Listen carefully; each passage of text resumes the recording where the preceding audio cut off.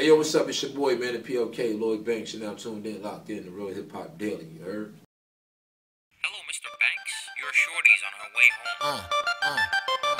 Turn me up, turn me up, turn me up. What up, Lloyd? Hey, Lloyd. Thanks for a great night last night.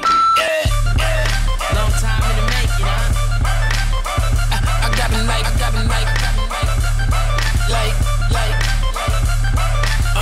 L Banks, baby baller of the year. Got about 9-10 dimes and all of them is here. It don't matter cause before the night.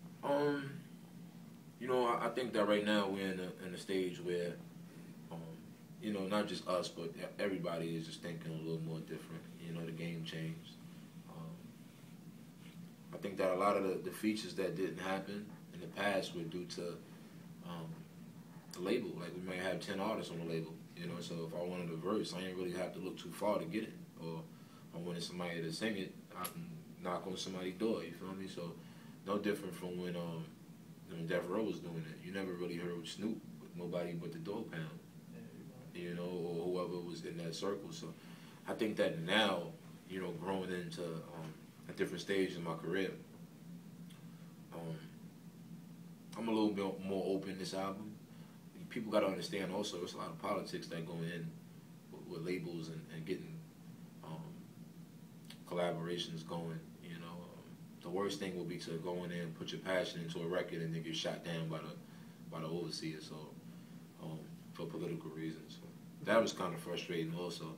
But I think now records like Beamer Benz, you know, just reaching out with Joel's, I think that opens up the door for a lot more collaborations to happen. And I think it's more exciting, you know, when you wait, you know, because now a lot of features that's going to happen now are going to be exciting the way they would have been 4 or 5 years ago. You know, I got Raekwon on this album. I got Styles P on this album. I got Pusha T on this album. I'm going to meet with him. I'm waiting back to hear from Kanye. So it's on the lyricist side, it's looking pretty bright, you know.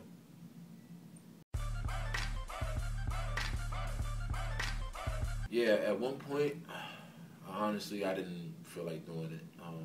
Never did I not want to do it in my own personal time. You know, one of the first things I did with my money is purchase a studio. You know, the labels, they design it to, you know, big room, big record, and make you feel like, you know, because you're in the big studio and, you know, your record's going to be that big. But in reality, you just end up with a big bill. You know, you got your whole crew in there, 15 niggas eating cheeseburgers. Before you know it, you know what I mean? You didn't even record a record.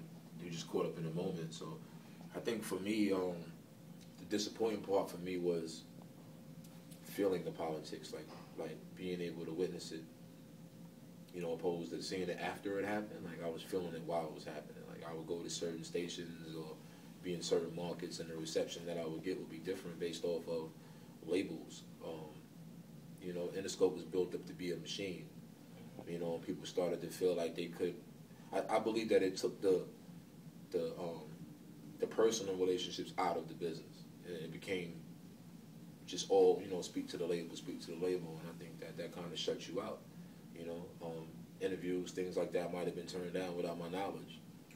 You know, so just there's so many different things that had me just feeling like, fuck this whole shit. Like, you know, I had put so much into it, and then it's like they can shut your light off because you're not good for the game. Not music-wise, but intimidation and a lot of other things. Like, when you're a liability, you know.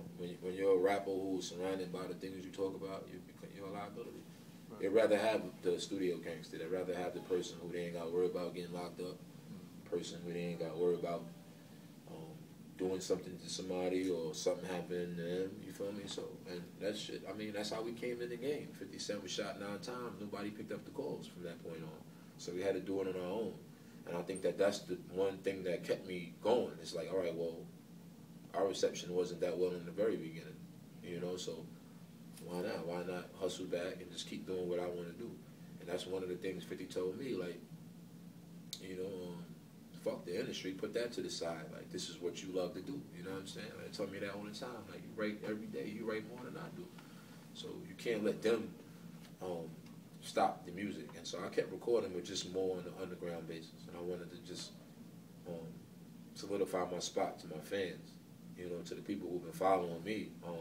since 01, 02. And that's what was more important to me, you know, because financially I was never hurt, you know, so I was able to fall back and not do things out of desperate measures, like, you know, and that's why I don't even feel no kind of way towards some people who said things in a negative manner towards me or the unit, because, you know, a gangster is somebody who's conscious of their actions, you know. If you had a lot of money and then you go Groundhog's Day, like no money, excuse me, I think you'll go in a state of being delirious sometimes, and just, you know, not being level-headed, and drugs might play a part. You're just not thinking all the way clear. So I can definitely understand that, because that'd be like the ultimate worst, is to go from having, you know, to not having. It's easy to get frustrated with this game. That's why I tell, you know, my brother raps, my cousins rap. I tell them don't rush into this business, because that's what it is. It's a business. You know what I'm saying? Like, at the end of the day, and that's why, it's a good thing I did make those investments with my studio and everything, you know, because I was able to have the whole album there without the labels knowing what you got. You know, I played possum. At that point, they didn't think I wanted to do it anymore, but that's what I wanted them to think, you know. And then I woke up, Beamer, Benz, and Bentley. You know, the next thing you know, everybody's calling, but little did they know that was just one of the 100 records that I had done, you know, in between that time. Any Girl, all those things were all recorded around the same times.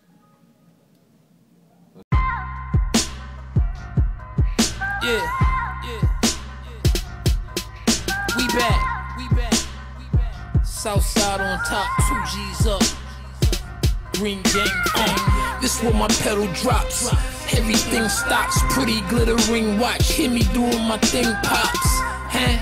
Hey, my value like 100 mil. Keep it trill all day. Clear the way, cause I come to kill. Clean. The next thing out of Queens, nothing you have ever seen. I give a boy a bullet, take a bullet for my team. I ain't gonna be nothing, baby. I'ma be a king. Go how far I wanna go. Time to do my thing.